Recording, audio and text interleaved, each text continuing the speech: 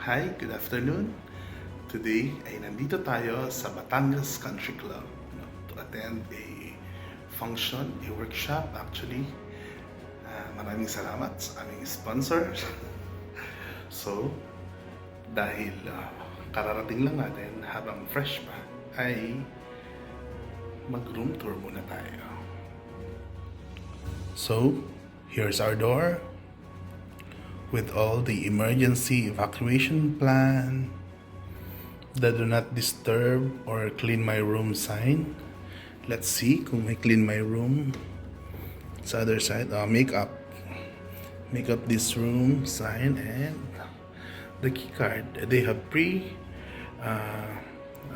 left the key card here, no, just before I arrived. So medyo pagdating ng guest, malamig na yung room. Here's our coffee and water, a lounge chair, a bed, a big bed just for me. Ayan. And our AC. No? So pagdating dito, yan, ito yung ating view outside. Korean blinds sila. Okay? Let's move a little backwards. Ayan.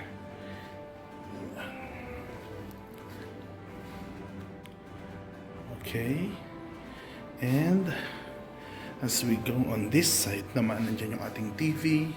Ayan, nakabukas na yung laptop ko kasi nahulog siya kanina. So, chinek ko kung bubukas pa siya. Our TV and study area. So, tama-tama, mag-edit tayo ng dissertation mamaya.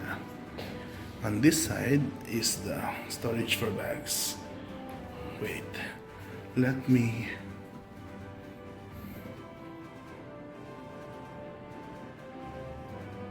So right there is our mirror and our storage for bag, trash,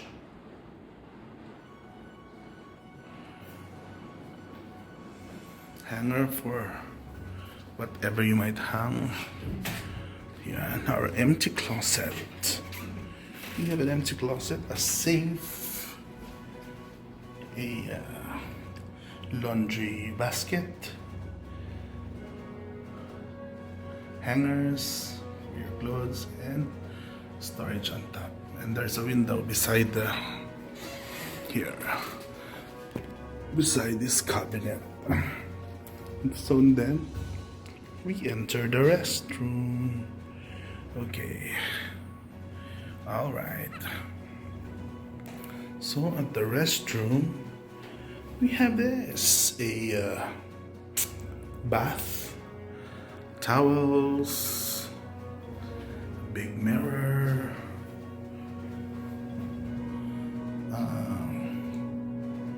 toiletries, soap, shower area, and the toilet. All right. So that would be all for our room tour, and I'll just settle myself here. See, I'm still shiny from the travel, and let's enjoy our stay here, and let's make it fruitful for the workshop that I'm going to attend para sa Mimaropa. Maraming salamat po.